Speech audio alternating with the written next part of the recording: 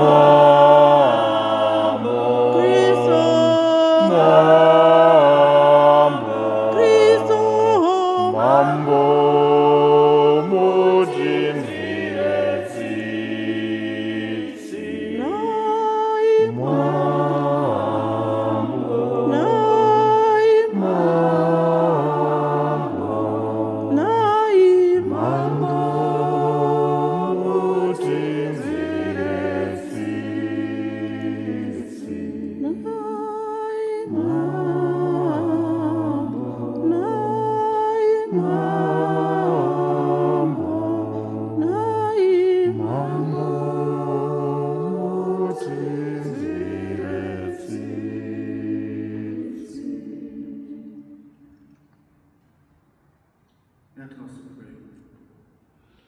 O God, strength of those who hope in you, who will that the Bishop St. John Chrysostom should be illustrious by his wonderful eloquence and his experience of suffering, grant us, we pray, that instructed by his teachings, we may be strengthened through the example of his invincible patience.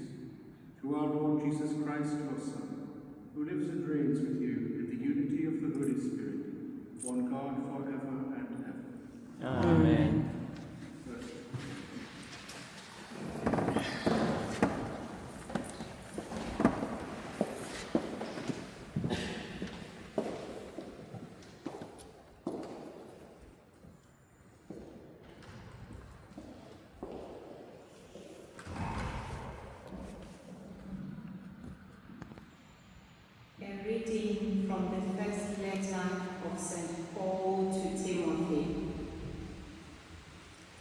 Beloved, the saying is trustworthy and deserving of full acceptance, that Christ Jesus came into the world to save sinners, of whom I am the foremost.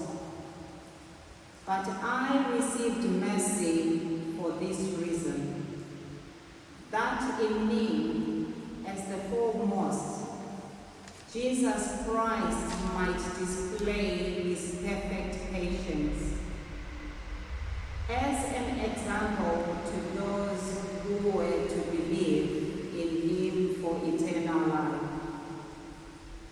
To the King of the ages, immortal, invisible, the only God, be honor and glory forever and ever. Amen. Amen. The word of the Lord. Thanks be to God. May the name of the Lord be blessed forevermore. May the name of the Lord be blessed forevermore. Praise, all servants of the Lord. Praise the name of the Lord.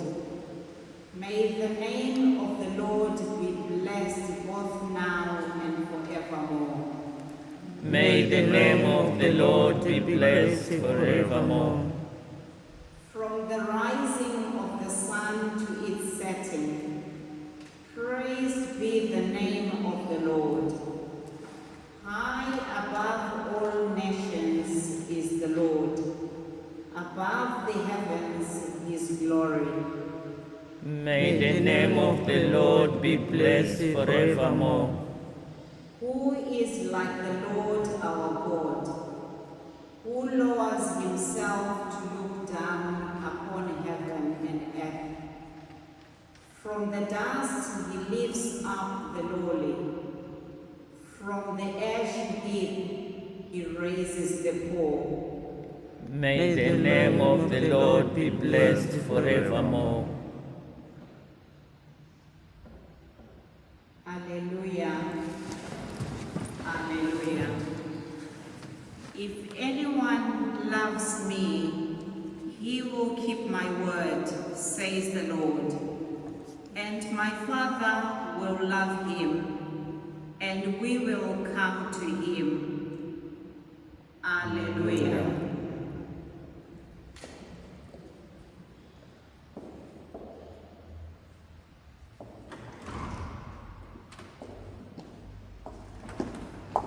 The Lord be with you. And with your spirit. A reading from the Holy Gospel according to Luke. Glory to you, O Lord.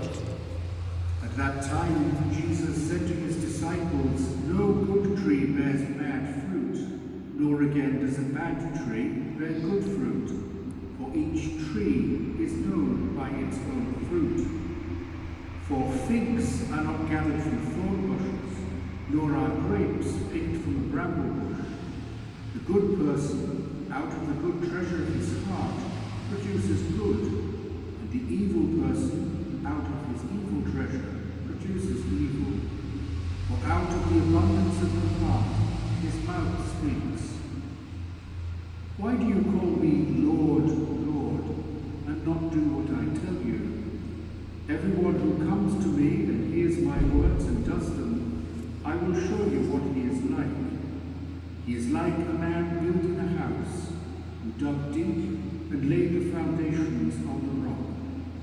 And when a flood arose, the stream broke against that house and could not shake it, because it had been built well. But the one who hears and does not do them is like a man who built a house on the ground without a foundation. When the stream broke against it, immediately it fell, and the ruin of that house was great. The Gospel of the Lord. Praise to you, Lord Jesus Christ.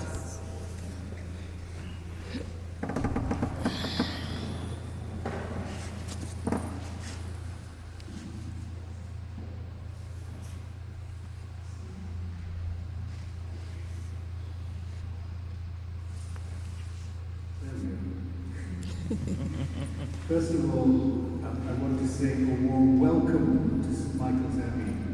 And we have many reasons to say welcome.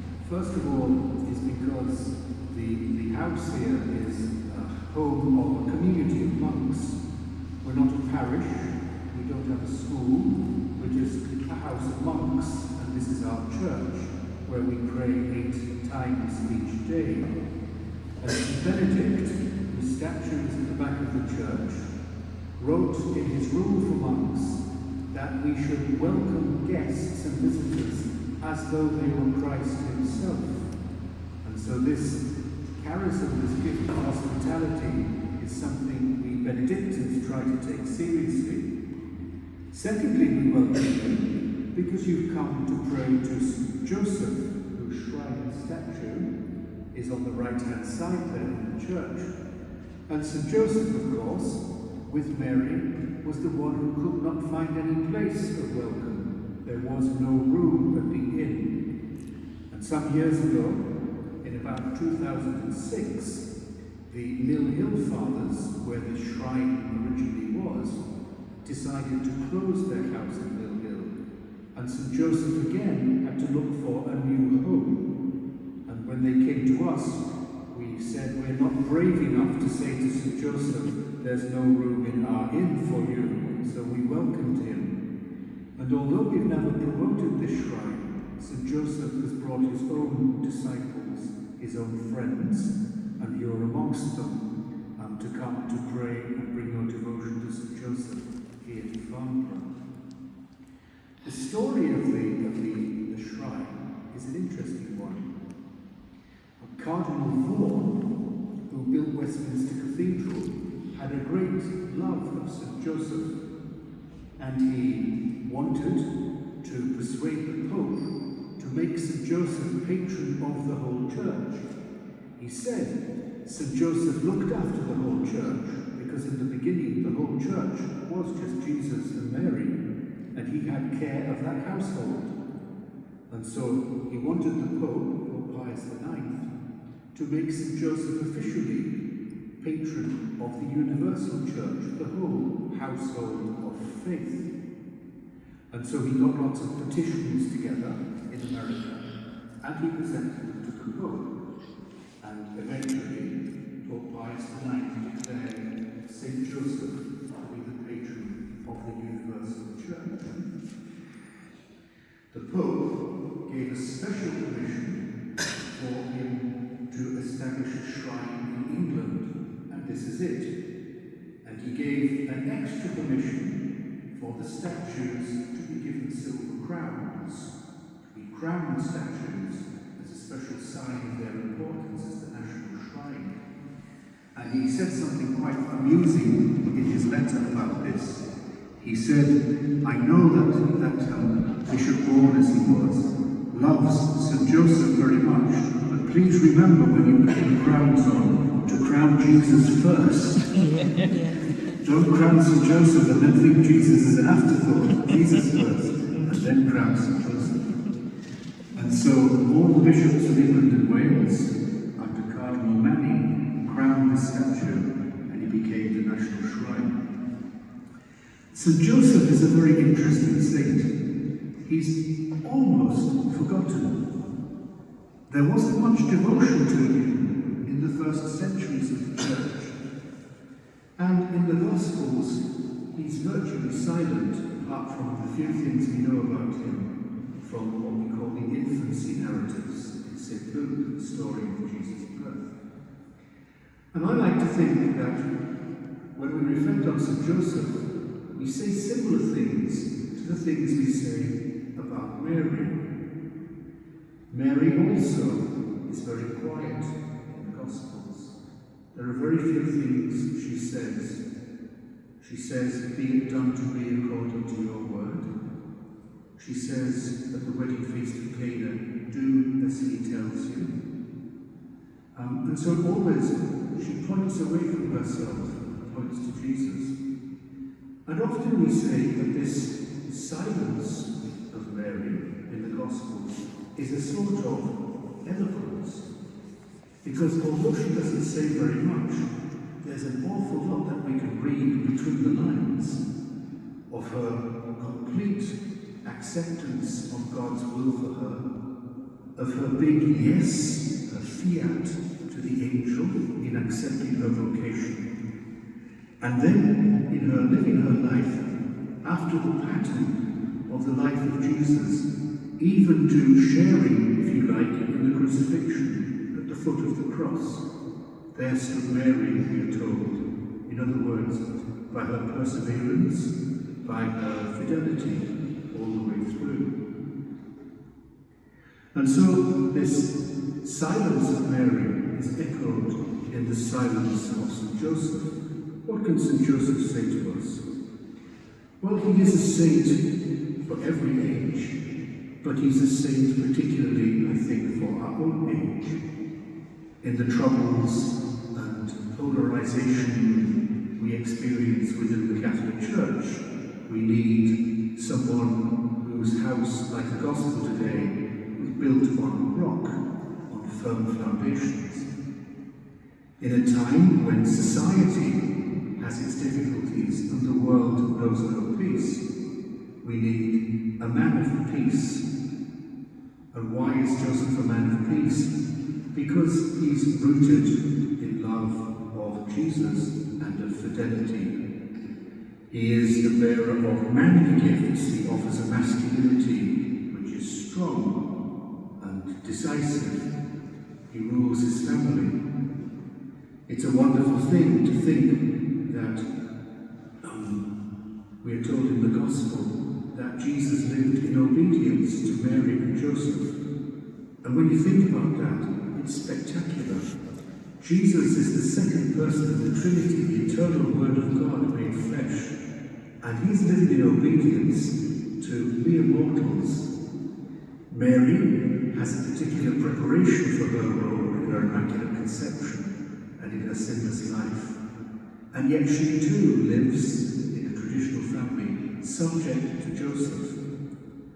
So long before the Pope declared Joseph to be head of the Universal Church, patron of the Universal Church, it is as if God himself put him in that position as a sort of prophecy and indication to us of St. Joseph.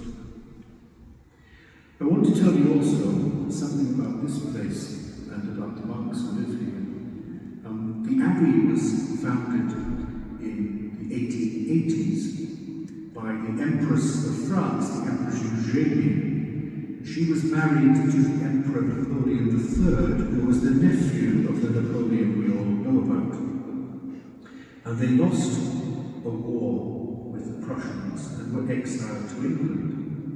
They had one son, Louis, the Prince Imperial, and he went out to South Africa to fight with the British in the Zulu campaign. But this time the Zulus won. The prince was killed when he was 23. And so the Empress moved to Farnborough, and she lived for 40 years on the next hill to this one. She built the monastery, and all three of them are buried pretty much under this pavement in a crypt, the second chapel, underneath this church. And she brought monks here. The community was a foreign community. It was a French community until 1950. When I first came here, people would ring the doorbell and they would say, "Do you speak English?" And you think, what a stupid question to ask in New Hampshire. But it wasn't so stupid, because 20 years before, it would be quite likely that the monk didn't speak English because of the French history that we have. And so the community here are Benedictine monks, sons of St. Benedict. I'm sure you all know the St. Benedict cross and St. Benedict medal. And St. Benedict established the life for monks in his Rule for Monks that he wrote in about the year 500. And he said, our life should be a life of prayer, of work, and of study. And he balanced the day and wrote out the timetable and the rule, so that the monks would pray the Psalms 8 times each day, and sing all 150 Psalms each week. So the life of the monks here is of work, of prayer, of study. We don't go out, all of our work is in the monastery, and and we have a farm, and we restore books, and we do other things, and we cook, and we clean, we do what every family does, we look after the grounds, we have sheep, we have bees, we have all that sort of thing. But fundamentally, what we try to replicate is simply the ordinary Christian life of every family. In other words, that we order our lives so that we live our prayer, our work, and our study in accordance with God's will, and we create a space so that we can listen to the voice of God in silence, and in peace, and in recollection. And in that, all we try to do in building our monastic community is what you try to do when you build the community of your family, of building a holy house, like the Holy House of Nazareth, built on rock, on firm foundations, loving Jesus, loving Mary, and being faithful to the Word of God. So I thank you for coming to visit us, and I thank you for your devotion to St. Joseph, and I hope that St. Joseph will hear your prayers and grant you many blessings in the course of your visit.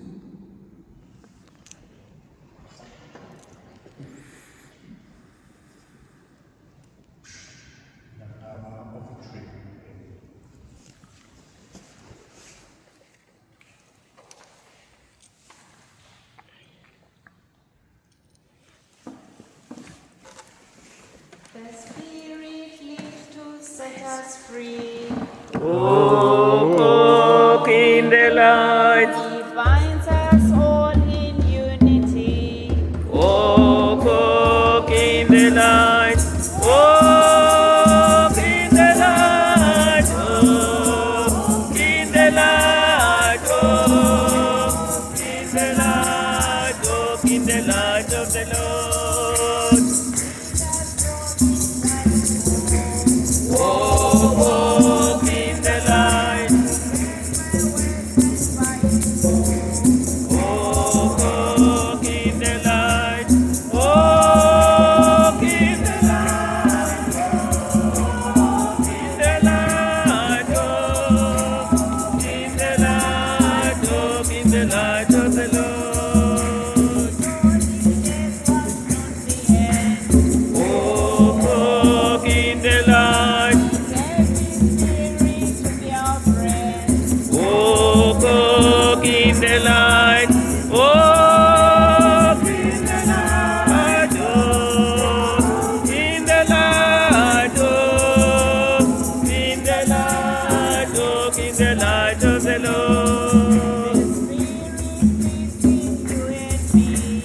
Walk in the light. Walk in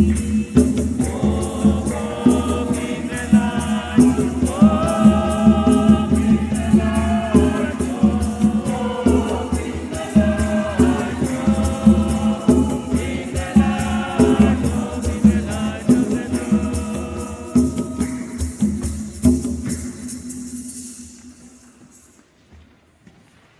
Pray, my brothers and sisters, that my sacrifices to God may be accepted to God the Almighty.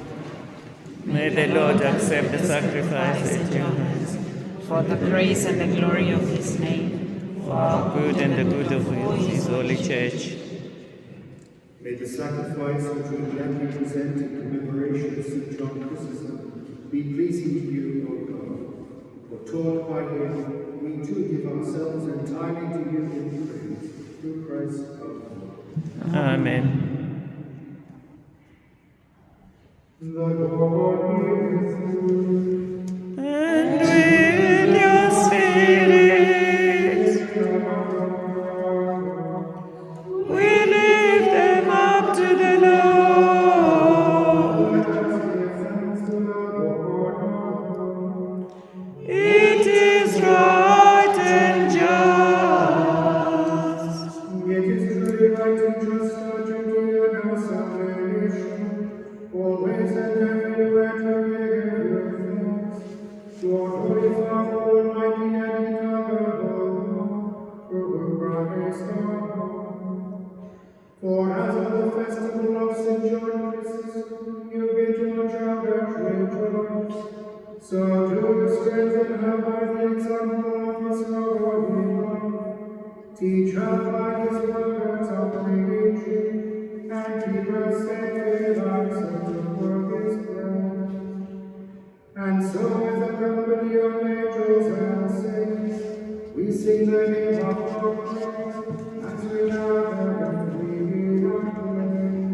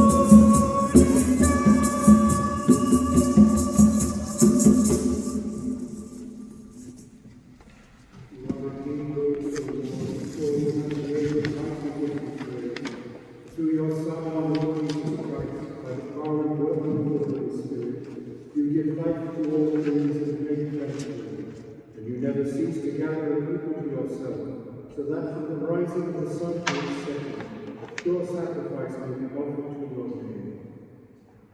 Therefore, O Lord, humbly by the same Spirit graciously made known these gifts we have brought to you for consecration. They may become the body and blood of your Son, our Lord Jesus Christ, at whose command we celebrate these mysteries. For on the night he was betrayed, he himself took bread, and giving you thanks, he said the blessing, broke the bread, and gave it to his disciples, saying, "Take this, all of you, and eat of it, for this is my body, which will be given up for you."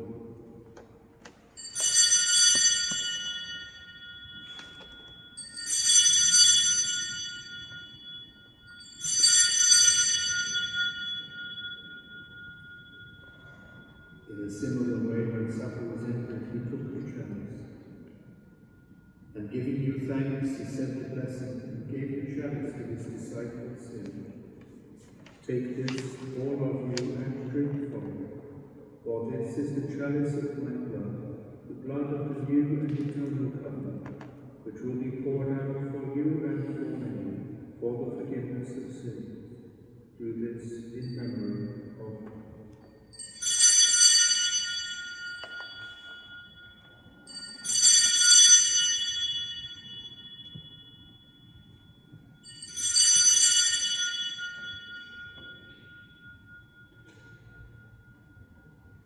The biggest happy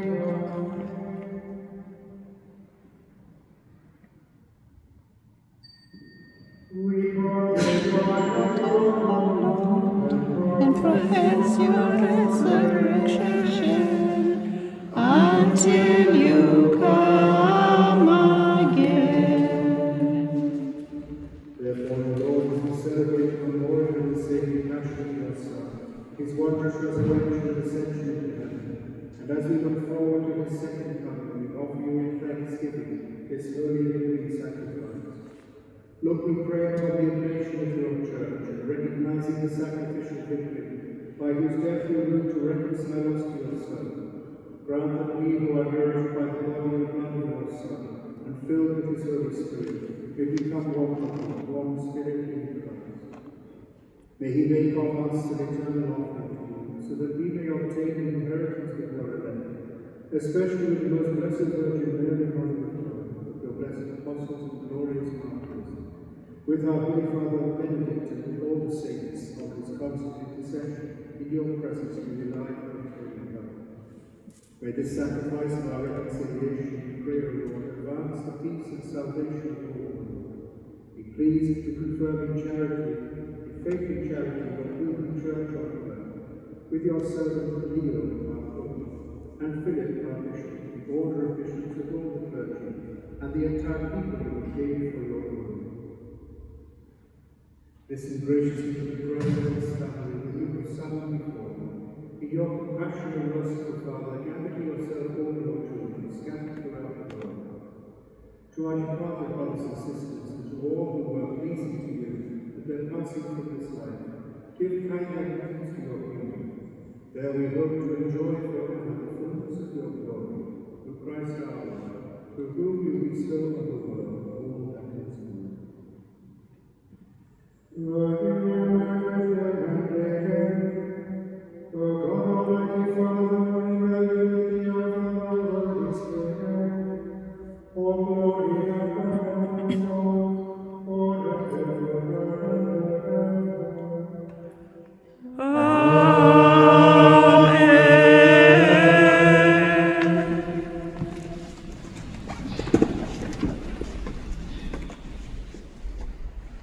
Yet the Saviour's come, and for my divine teaching we therefore say,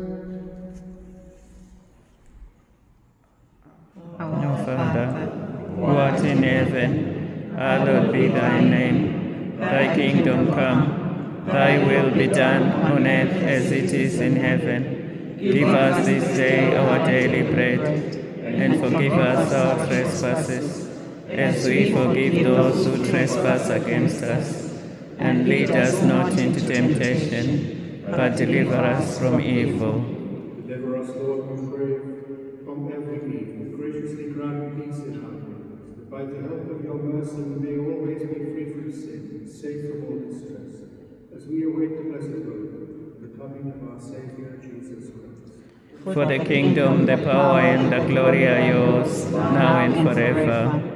Jesus Christ, who said to your apostles, "Peace I leave you, my peace I give you," look not on our sins, but on the faith of your church, and graciously grant us peace and unity in accordance with your will, who live and reign forever and ever. Amen. Peace of the Lord be with you all. And with your spirit.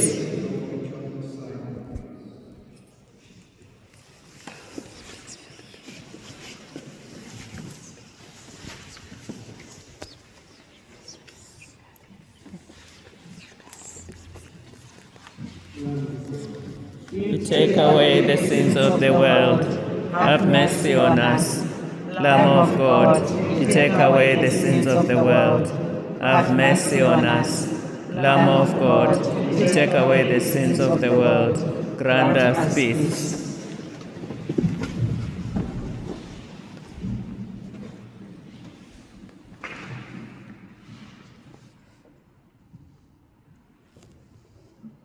Behold the Lamb of God. Behold him who takes away the sins of the world. Blessed are those who walk under the Son of God.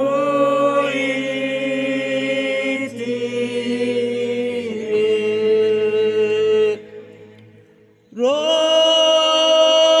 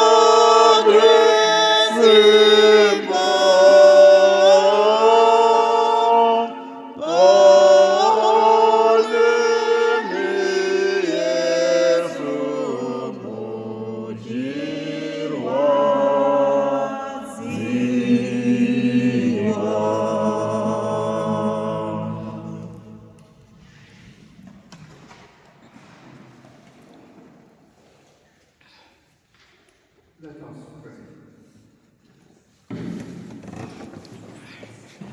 Merciful God, that these mysteries we have received as we commemorate St. John Chrysostom may confirm us in your love and enable us to be faithful in confessing your truth. Through Christ our Lord. Amen. The Lord be with you. And with your spirit. Almighty God bless you, the Father, and the Son, and the Holy Spirit. Amen. Go and announce the gospel of the Lord. Thanks be to God.